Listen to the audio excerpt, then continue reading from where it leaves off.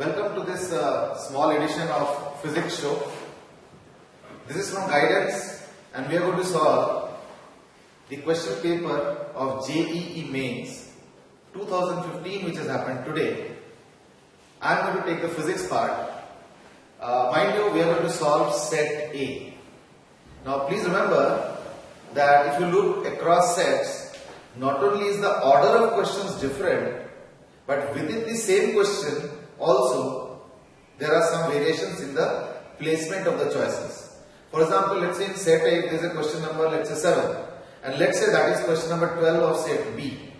Now within the choices also, maybe option A of that particular question of set A is actually option C in a similar question of set B. So when you look at the solution that we are going to present right now, please refer to your set and look at carefully the option choices and their placements before hitting the right answer choice. Fine. We are going to do a detailed solution of each question, so please follow them very carefully.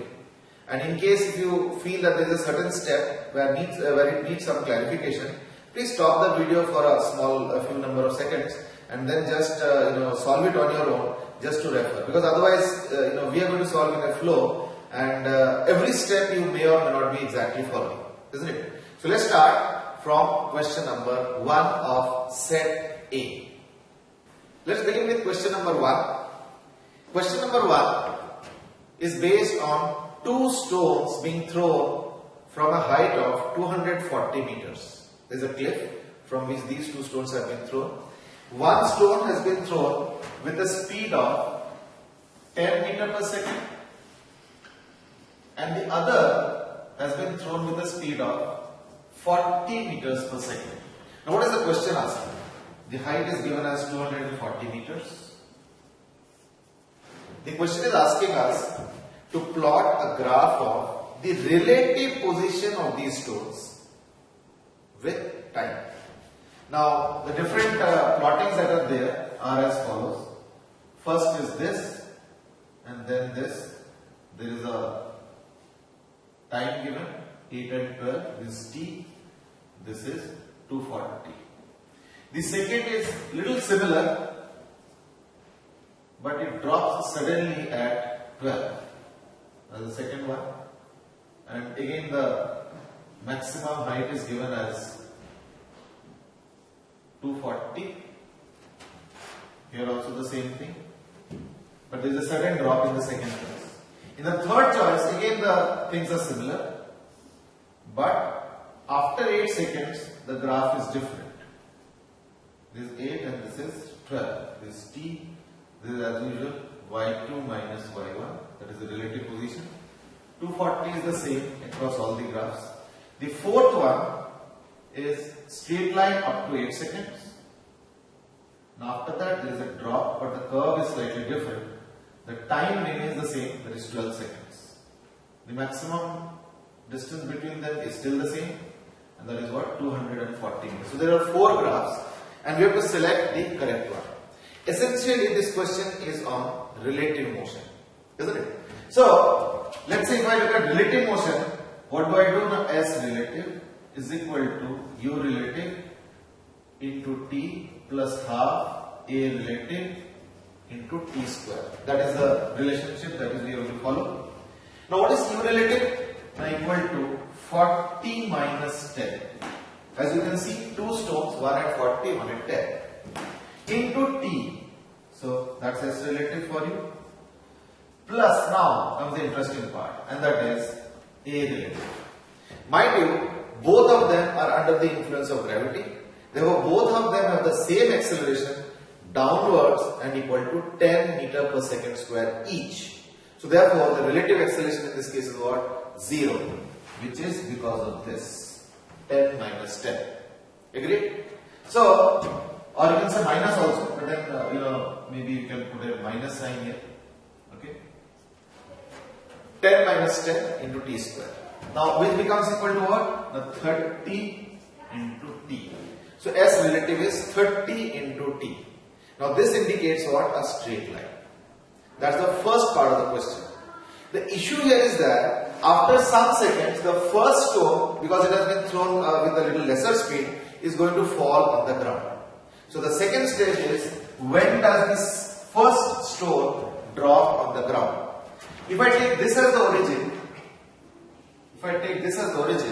then the equation for the second stone will be same equation, but we are going to write now the not the relative one, but the actual equation. So instead of S, I am going to write it as minus 240. Why? Because it starts here, it goes up, but then has come down here. Now this is what? Minus 240, because this is the origin, so this is minus 240. Is equal to U into T minus half into 10 into T square. Let's simplify this. So it will become T square 5T square minus 10T minus 240 is equal to 0, which means T square minus 2T minus 48 is equal to 0, which means T minus 8 into T minus 8 and then T plus 6 is equal to 0. That's what you get. What does it mean? It means T is equal to 8 seconds. Because T is equal to minus 6, obviously we will not take as a solution. So T becomes equal to what? 8 seconds. So in 8 seconds, the first stone has dropped on the ground. This is the second stage of the question. Now what happens after that?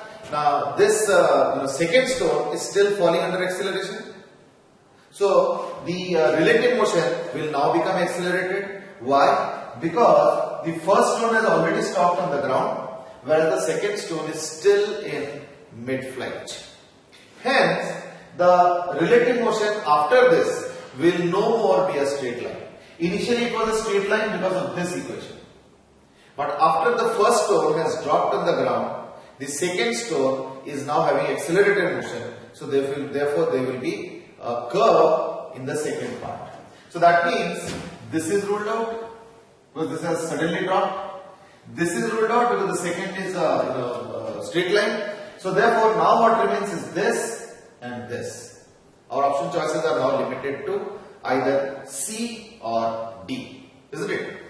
Well, that is the second part of the question. The third part begins now like this, that, let me rub it. After 8 seconds, the velocity of the stone, that is 40 meters per second, is equal to 40 minus 8 into 10 is equal to minus 40 meters per second. And if you look at symmetry, it takes the first stone 4 seconds to go up. The stone at 40 meters per second, 4 seconds to go up and 4 seconds to come down. That makes it what? 8 seconds. That means after 8 seconds that we have calculated, the stone with initial velocity of 40 meters per second is just going to come down to the same point where it started. Now this is because of symmetry. This may not be so important from point of view of the question as such, but we can at least highlight this fact. Let's understand that also. So V is equal to minus 40 at that time. So therefore henceforth, now if I start time after 8 seconds, so after 8 seconds, what happens? Now if I start time now, what will happen? Now S relative is equal to 240. Now you might say, where does this 240 come? Because the stone is here. So if I look at the first stone which has fallen down already here, the second stone is initially at 240 and then it is coming down. So the relative displacement is decreasing. By how much? Now by the amount which it is falling. How much? Now U means at that time 40. Downward, therefore we are taking downward as positive now. So that is 40 into T plus half into 10 into T square. This is S relative. Now mind you, this T is after 8 seconds. This T is not from the moment it's the stone started. Now let me do one thing. Let me find out ds dt. It will become equal to what? Minus 40 minus this 5t square, so minus 10t is equal to, if I look at minus 10 common, it is 4 plus t. If I leave out the minus sign for a moment, then with t the graph should become steeper. Mind my sentence again. If I leave out minus for a moment, then as t increases, the slope is supposed to increase. That means what? The magnitude of the slope, I mean. And therefore the graph is supposed to become steeper. Now compare these two graphs. Initially this graph is less steep. Have a look. Whereas now it has become more steep. Are you seeing the two tangents? Whereas here, initially this is more steep. Whereas later on it has become less steep. So therefore when I have to choose between these two graphs, obviously C will become the answer. Therefore comparing the slopes, now I can easily say that the final answer will be equal to what? No, C. Otherwise, the actual answer you can also get from this because of this being quadratic expression. From that also you can get. But at times getting the graph from the quadratic equation or expression becomes slightly tough. Just quickly compare the slope or the magnitude of slope, and that gives you the answer between the two. Now this is a little longish question. Unfortunately in set A this is the first question. With experience these type of questions can be solved by looking at the graphs also. For example, till 8 seconds they are traveling with relative motion of 30 into t, so that's a straight line. After that it has to be a curve, so that rules out two options. Now once the first stone has dropped on the ground, the second stone is going to come down faster and faster with time. This graph is showing what? Slower and slower with time. Whereas this graph is what? Faster and faster with time. Now I might have taken quite a few minutes. You can look at the time that is there in your video to solve it. But let's see if there is a question of this type in the exam. Just apply your mind that will give you the first part as straight line which is there in all the graphs. Then it will eliminate these two. Now that would take you roughly around 10 to 20 seconds. The last part, if you solve thoroughly, this is the entire solution, and that's very long. So what I would welcome or what I would wish is that you apply your mind regarding the concept of slope, which is faster, which is slower, which is steeper, which is less steeper, and you will get the answer to this particular question in less than half a minute. Now the detailed solution is this. So if you are doing that, I don't think you are doing good justice to this particular question. The question should be solved by just looking at the graph, as I explained just a while back. Okay. Now that's the solution to question number 1.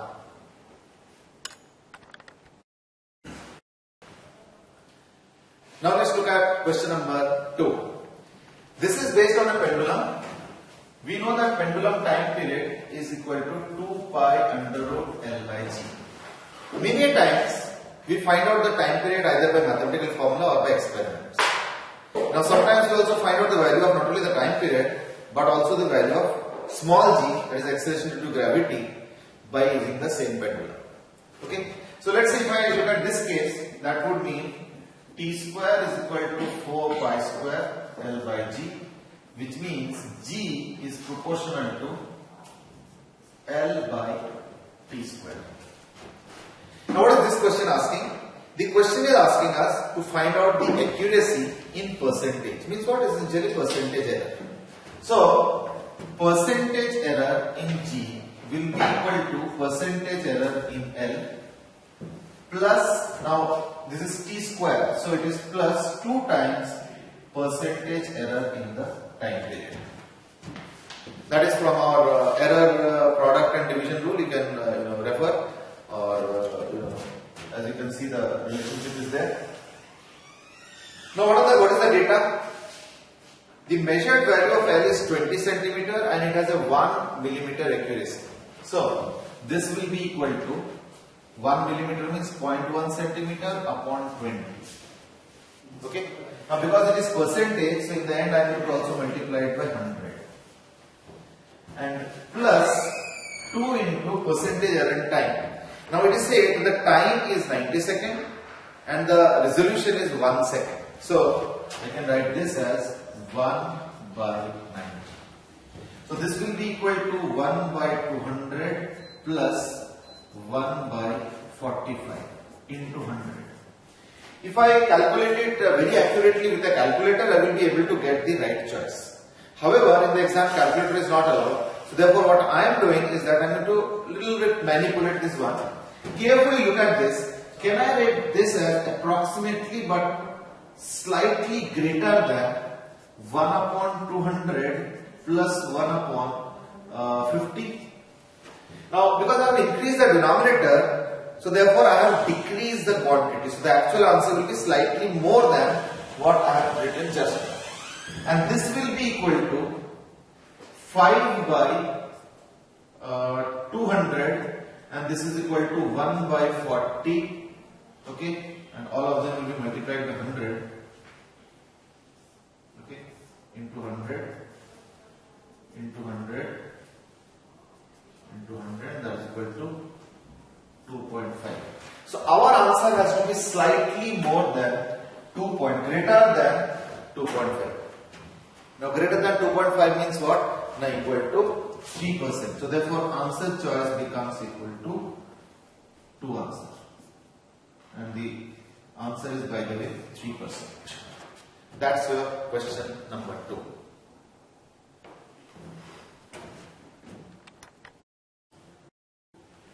Let's look at question number 3. Question number 3 is based on this figure. On a wall, 2 blocks are there and they are being supported by a horizontal force. This block A and B, the weights are given.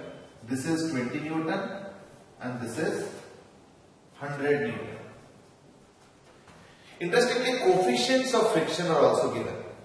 But then this question does not require it. Why? That is because these 2 blocks are at rest. Mind you, whenever they are at rest, that means vertical forces must be balanced.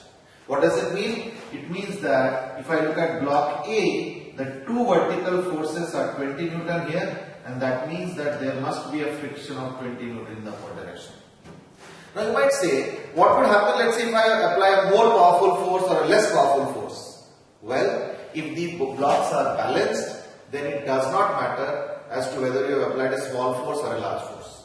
If you know it that they are balanced. Because in the vertical direction there are only 2 forces. One is the weight of the body and the other is friction. And they must be equal so that the body is at rest. Move over to block B.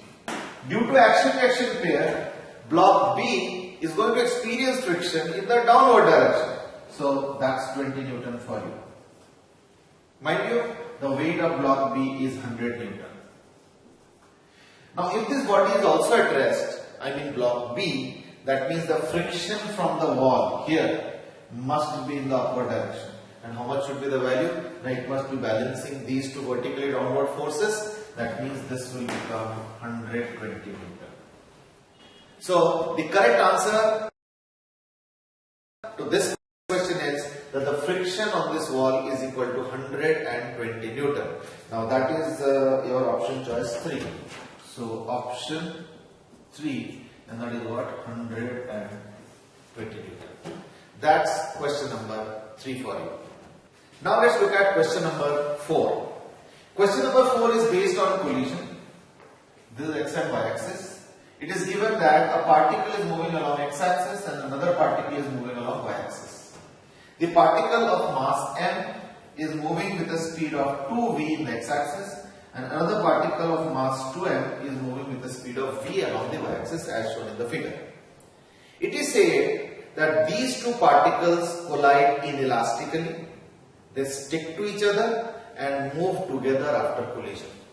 Mind you, I can apply momentum conservation, but in this case, because the directions are different, so I will apply momentum conservation but in its vector form. So let's start. I can write it as m into 2v I cap plus 2m into v j cap. Okay, this for this particle. Because they are combining, so it will become 3m. Why? 2m and m here. So they combine and become a mass of single mass of 3m into velocity vector v. So what will give v? The v vector is equal to 2 by 3 common or 2v by 3 common I cap plus j cap. Please have a look. Question is asking what is the percentage loss in kinetic energy. Now let's quickly find out the initial kinetic energy K1. K1 is equal to half m 2v whole square, that is of this particle, plus half 2m into v square, that is of this particle. Now that makes it equal to how much? Now 3 mv square. That is initial kinetic energy. What about final kinetic energy? Now K2 is equal to, this is the velocity vector, half 3m into 2v by 3 whole square for x plus 2v by 3 whole square for y.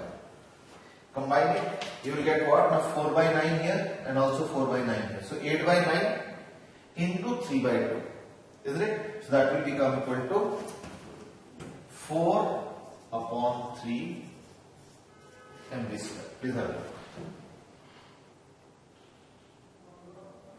So therefore loss is how much?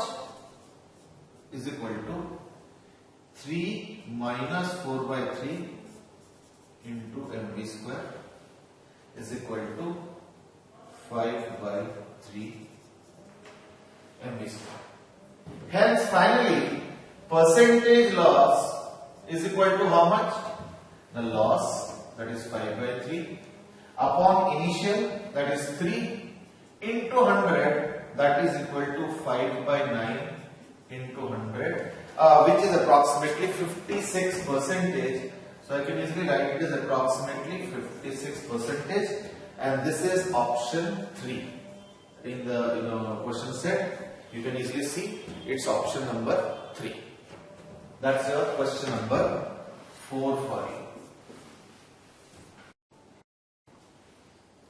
Now let's look at question number 5. Question number 5 is based on center of mass of a solid cone. Mind you, the location of center of a solid and hollow cone is different. This question is on solid cone. The general expression for finding out the central mass for distributed mass is given by y bar, that is the central mass, is integration ydm upon integration dm. In this case, let us take a disk of this kind at a height y. So this is your y, and let's say the thickness of that disk is given by dy. So this is the thickness of the disk, which means there is a cone. I have just cut a very thin disk out of that cone. I want to find out what will be the expression for integration y dm. So y bar is equal to integral y. Now y is y, as you can see here. Now dm. dm means the mass of this disk. To find the mass of the disk, I need the radius. Because this is theta, semi-vertical angle, and let's say the radius of this is small r, and let's say the radius of this cone is suppose capital R. Now I can easily say that this triangle and this bigger triangle, if you look at these two, they are similar. So small r by capital R will be y upon h, the height of the cone, isn't it? So therefore small r by capital R is equal to, small r by capital R is equal to y upon height of the cone h, which means small r is equal to r by h into y. Why did I find it out? Because I need the area of the disk. I will multiply it by dy, which is the thickness of the disk. That will give me the volume of the disk. Then I will multiply it by the density, isn't it? So let's do one at a time. So dm will become equal to r by h into y pi into small r square. Mind you, small r is r by h. That's what I have written here. So pi into small r square is the area of the disk into dy. This thickness of the disk gives us the volume of the disk into density. This gives us the mass of the disk, and the mass of the disk is dm. So that part is over. Now I have to set limits. Limits means what? I will start from here and end here. So this is y is equal to 0 and this is y is equal to h. So the limits become 0 to h. Upon integration dm, integration dm means the total mass. Now had this mass being a variable one, then maybe I would have had to integrate even the denominator also. But in this case, we know the volume of a cone and we have taken the density as rho, volume density. So then, why do I need to do the integration? I will just straight away write it as 1 by 3 pi r square h into rho. Now, let me simplify. So you can bring out r square by h square. this one, into rho and pi, so rho and pi. From the denominator, you can bring out 1 by 3 pi r square h and also rho. That is it. Into integration, what remains? Y and y square. So that will become y cube dy 0 to h. Let's look at the others. Pi gets cancelled, rho gets cancelled, r square and r square gets cancelled. Isn't it? So h square and h becomes h cube and this 3 goes up. So 3 by h cube into. Now y cube integration is how much? y4 by 4. So y4 by 4 0 to h, and that is equal to 3 upon h cube into h4 by 4, and that is equal to 3h by 4. 3h by 4 incidentally is option number 2 in question number 5. So question number 5 option 2. Okay, this is question number 5 for you.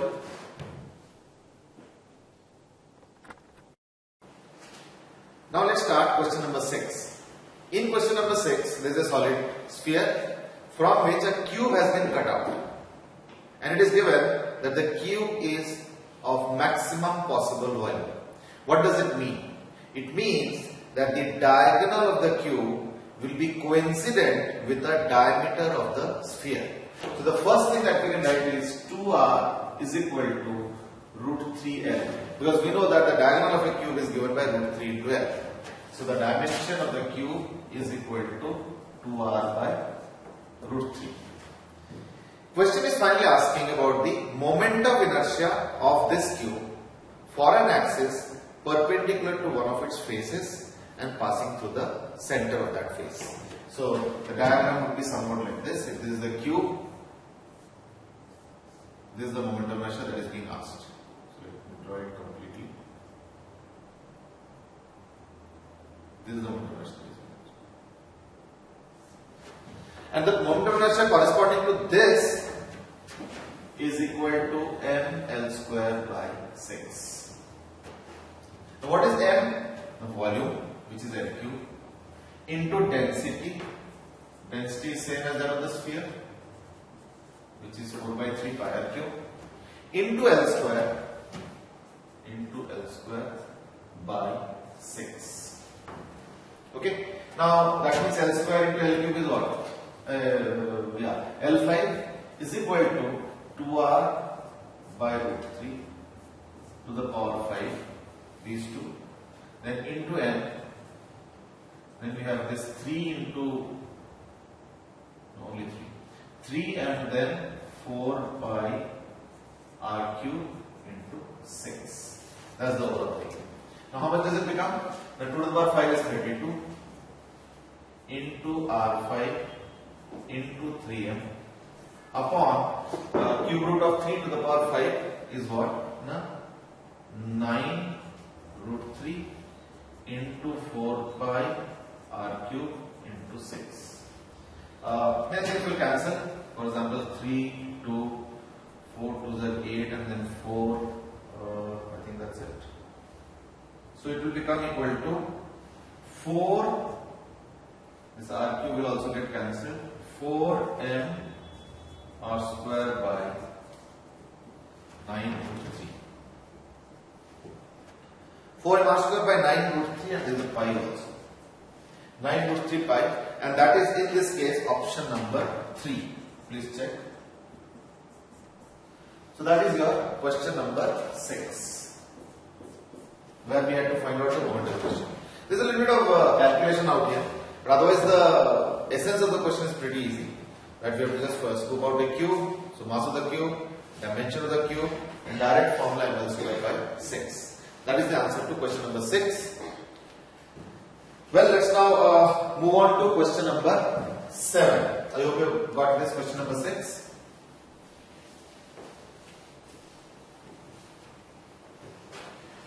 In question number 7, the question is again on a solid sphere, interestingly, but the topic is very different.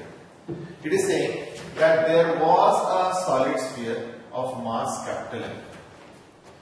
From that, including including the center, there is another solid sphere which has been scooped out. Now, what is the radius of this solid sphere that has been scooped out? Obviously, half the radius of the original sphere. So, if the original sphere had a radius of r, this sphere has a radius of r by 2. Now, this has its own consequence. What is that? Now, we know that mass is proportional to the volume, which is r cube. So, therefore, the volume which has been scooped out will be what? Now, r by 2 cube. Isn't it? So, mass is proportional to that is equal to r cube by 8.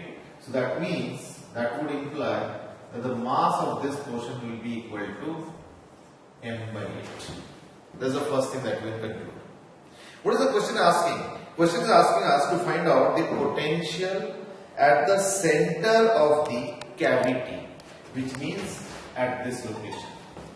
Before I go ahead, let me point out something, and that is, this is a general thing, and that is, for a solid, if I want to find out the potential at any inside point, let us say at a distance of small r, what is the answer? The answer is minus gm by 2r cube into 3r square minus small r square. I hope you are aware of this formula. If not, please note it. You should be aware. Minus gm by 2r cube into 3r square minus small r square.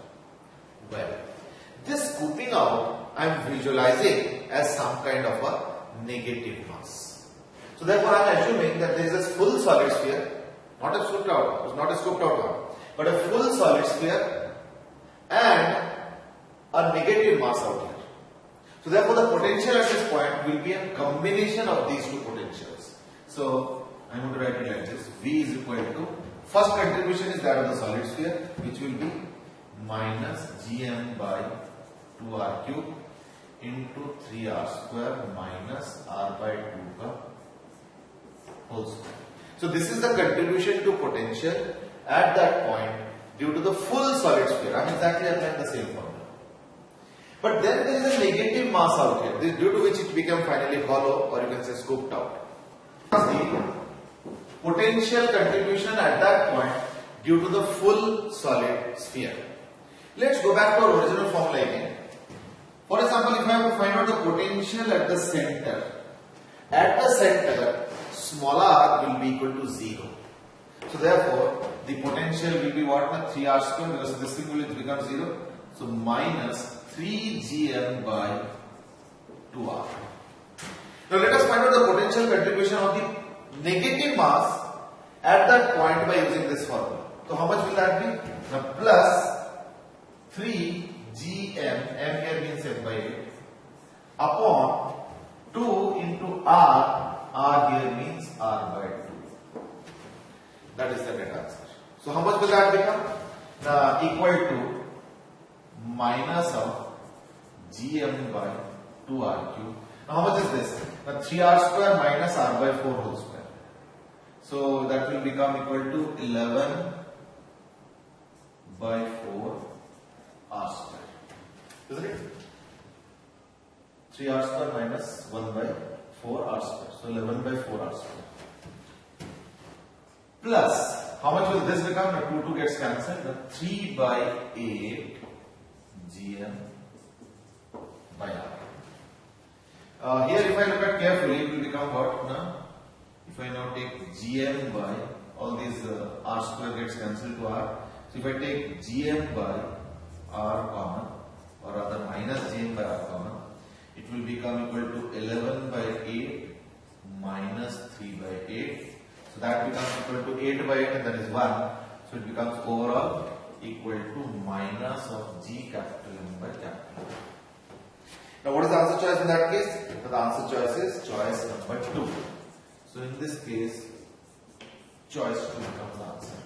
The final potential will be equal to minus of g into capital M by capital R. Choice 2. That is your question number 7. Have another look. In the meanwhile, let me look at question number 8. I'm rubbing off question number 7 now.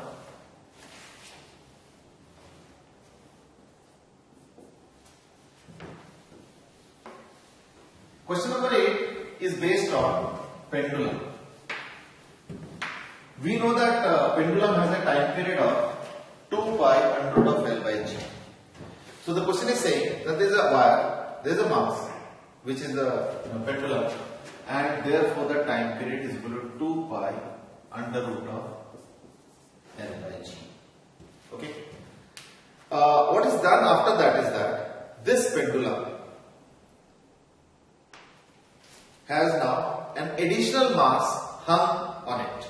So therefore, this pendulum has now additional force, due to which it will get slightly elongated. Thereby the length will slightly change. So I can easily write T dash, or you can say Tm as per the notation of the question, is equal to 2 pi under root of L dash by G. L dash is the new length. I have not written the details, we just write in a short.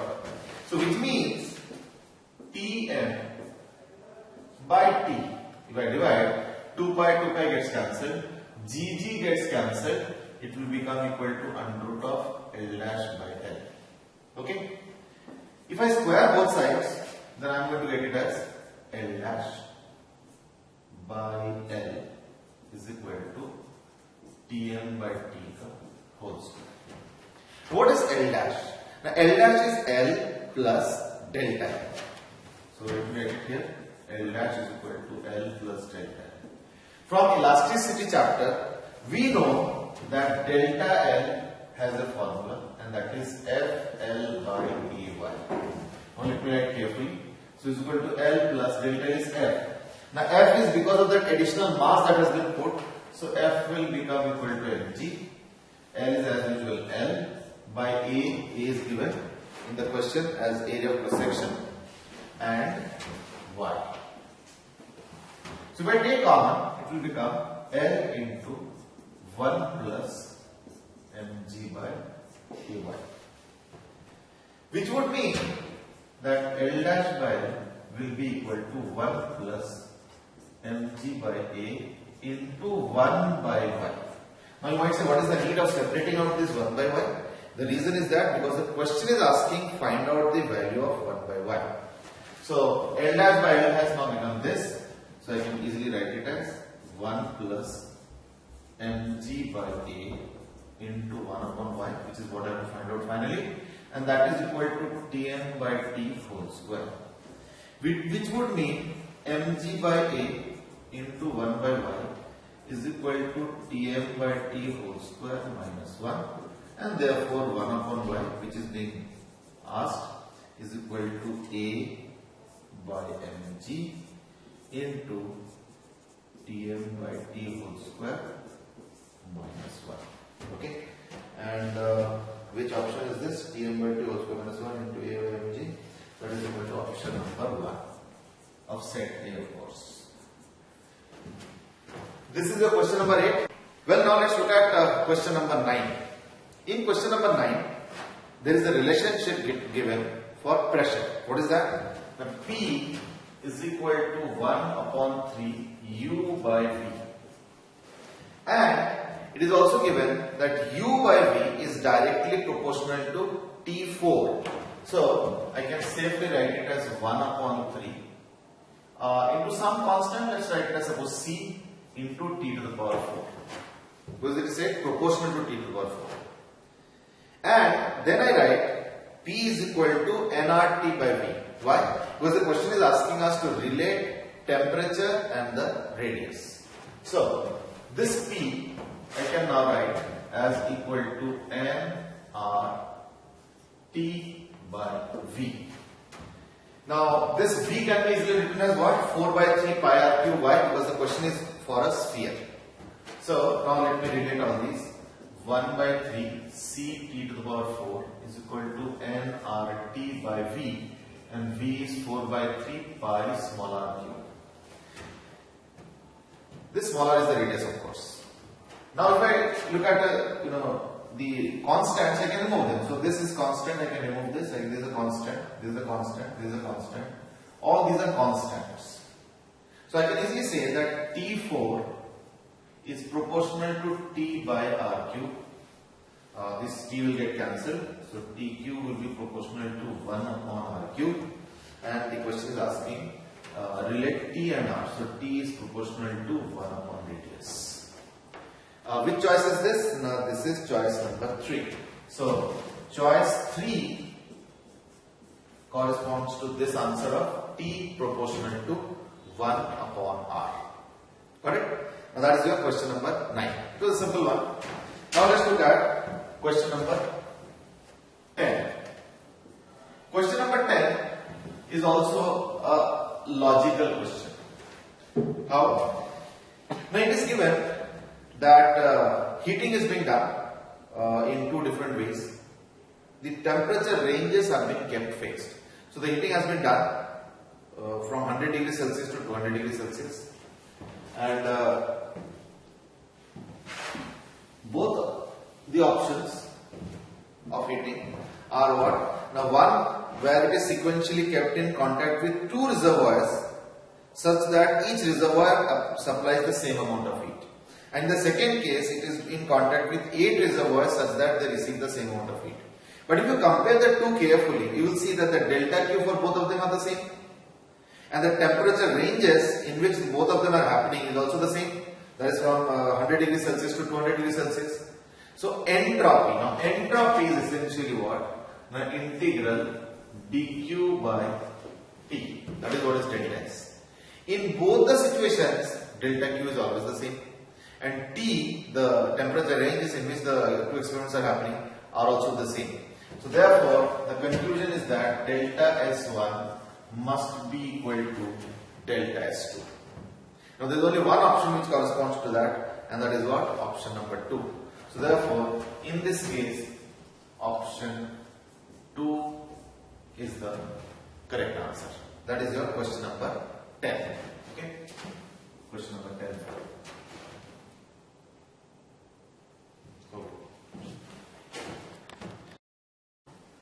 Start.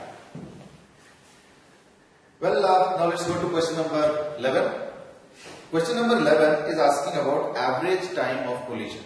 And we know that this average time of collision, tau, is proportional to 1 upon n V RMS. Of course, you have pi also, you have d square also, but I'm just writing the proportionality. Now this n is the number of molecules per unit volume, and that is equal to capital N by V into VRMS. That will be equal to capital V by VRMS. N is there. Now that would mean tau is proportional to capital V by under root of 3RT by M, which in turn will be proportional to capital V by root under T. Now we know that T V to the power gamma minus 1 is equal to constant from adiabatic process. So which would mean that I can replace T by is equal to some constant upon V to the power gamma minus 1. So if I apply it here, there is root T. So that will be, therefore, root T will be proportional to 1 upon V to the power gamma minus 1 by 2. Okay. Now if I use this here, it will be equal to Vp into, this is 1 by root T. Okay. So this will become V to the power 1 upon V to the power gamma minus 1 by 2. So this will become V to the power 1 plus gamma minus 1 by 2, which in turn will become equal to V to the power gamma plus 1 by 2. Now the question is asking that this relaxation time is equal to V to the power Q. So which is equal to V to the power Q as per question. So comparing, you have Q is equal to gamma plus 1 by 2. And this is option number 3. So question number 11 has option number 3 as the correct choice. I hope you got it. Now let's move on to question number 12. So that's a simple and theoretical question.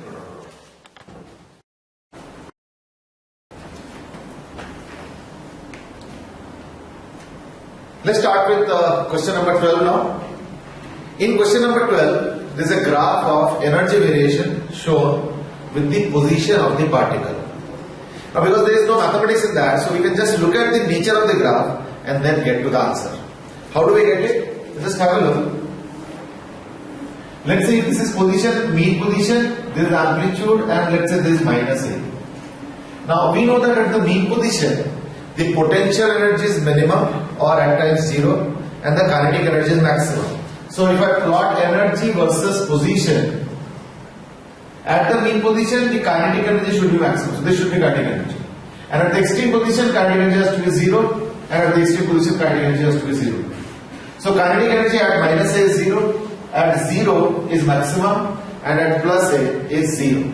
So therefore the graph will be somewhat like this. Now we know that potential energy will be what? A reverse of it. Because when kinetic energy increases, potential energy decreases. And potential energy is maximum at the extreme. So here it will be maximum. So this is how potential energy is. Mind you, total energy will always remain constant. So the potential energy will become like this. So this is potential energy. And of course this line is the total energy. This one. Now which one is the correct answer? Which corresponds to this? Now option 1. So question number 2 has option 1 as the correct answer. Okay. That is for question number 12. Now let's move on to question number 13. I hope you have seen the options. Actually, the other options have something or the other wrong. Means either the potential is wrong or kinetic energy is wrong. This is the one which is fully correct. That was question number 12. Now let's look at question number 13. Now this is based on Doppler's effect. Question is saying that a train is moving on a straight track with a speed of 20 meters per second. So therefore the source itself is moving. And it is blowing a whistle of certain frequency, that is 1000 Hertz. The question is asking the percentage change in the frequency when the train passes. So therefore when the train is approaching, the frequency is higher. When the train goes past, the frequency is lower. Question is asking find out the percentage change, isn't it? As the train passes in y. So before passing, the new apparent nu 1 is equal to nu naught, that is 1000 into V, velocity of sound is 320, minus observer is 0 because observer is at rest. Okay, and velocity of sound minus velocity of source. Now we know from sign convention that let's say if this is the source, if this is the listener, this is the direction which is considered as positive. So therefore the velocity of the train which is given as 20 meters per second will be considered as positive quantity. So I will put here positive 20. Now when the train starts receding away, in that case the source is on the other side, so the positive direction is now pointing towards me, but the source is moving away. So therefore nu 2 will become 1000 into 320 minus 0 by 320 minus 20. Okay. This is the sign convention and these are the actual values. So now we know the value of nu 1 and we also know the value of nu 2. Now what is percentage change? So you can calculate the value. What is the percentage change? The percentage change is equal to nu 1 minus nu 2 is the change. Actually here it is a percentage decrease, but the question is just asking percentage change, so I am just writing larger minus small. Okay. By nu 1 into 100. We know the values of nu 1 and nu 2. Just put them here and get the answer. Okay. And in this case the answer is equal to what? 12%. So I leave the calculation part for you. 12% is the correct answer. Now that was about your question number 13. The basic formula being nu apparent is equal to nu naught into velocity of sound minus velocity of observer upon velocity of sound minus velocity of source. That's the way to do it. Okay, and we have applied the formula. Just apply the details and you will get answer as 12%. That's question number 13. Now let's move on to question number 14.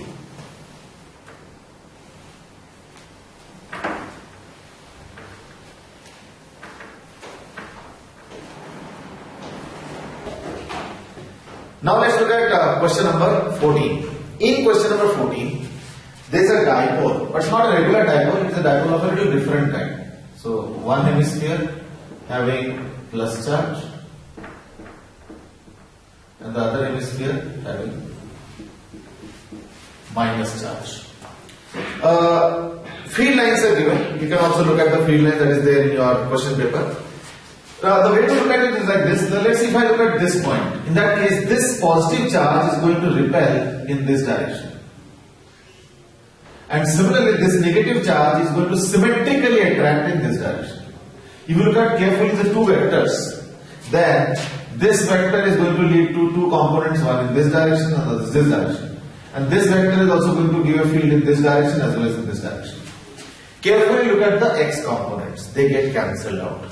So the field in this point, at this point, is what? Pointing downwards. So therefore the direction of field at this point has to be downwards. Now let's look at which option choices are showing downwards. It's only option choice 1 and option choice 4 to an extent. But why 4 is rejected is because 4 is showing a sudden change in the direction of line of force. Now that doesn't happen. For example, if I look at the line of force that is drawn in 4th option, it is like this and then like this. Now that this kind of a change does not happen. Okay, it has to be a smooth continuous curve. Now this is a sudden kink in the graph which is not possible. What is the correct one? Now similar kind of a graph but little different. The upper part positive, the lower part negative. Okay, this is let's say the graph. And the field lines will be like this. So like this and then coming here. Okay, and so on. Rest we can decide by symmetry. Now how is it indicating our field in this direction? Now have a look. We know that the tangent to the line of force gives us direction of field. Just have a look at the arrows. So the tangent is pointing out here at this moment. And isn't it similar to this and this? So therefore, in this case, the correct answer is option 1. I was talking about set A. Okay? That was about question number 14. Now let's move on to question number 15.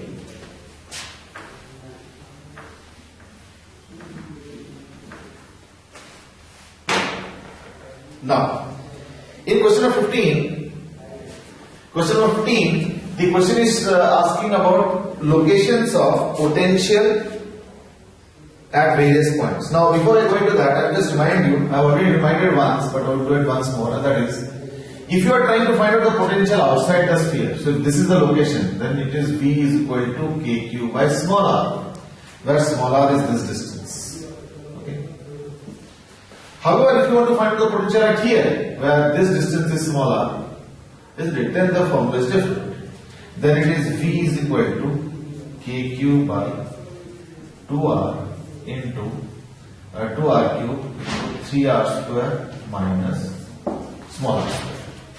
Which means, if I look at the potential at this point, that is surface, it is kq by r, capital R. Outside the sphere, it is less than kq by capital R, because potential is going on decreasing, it is 1 by r proportional to. And inside the sphere, the potential is going to increase. So therefore, the potential at the center is 3 by 2 kq by r. How? The small r is equal to 0. At the center, small r is 0. So the potential will be kq by 2r cube into 3r square minus 0 square, which becomes equal to 3 by 2 kq by r. Now why I am going into these details is because the question is asking us to locate the potentials for a sphere and then compare their locations, where the distance is more or less and so on. Now the first potential is 3 by 2 V naught. I just now said that 3 by 2 V naught is the potential at the center. So therefore, if I look at the first option, V of 3 by 2 V naught, then the location is what? Now R is equal to 0 yani center. Okay. Then comes 5 by 4 V naught. So 5 by 4 V naught as it is greater than kq by it is greater than V naught in fact. So they are writing this as V naught in the question. So because it is greater than V naught, therefore it has to be inside. Now where? Now let's calculate. So this kq by r I can write v naught. So v naught by 2r square, okay, into 3r square minus r square is equal to 5 by 4 v naught.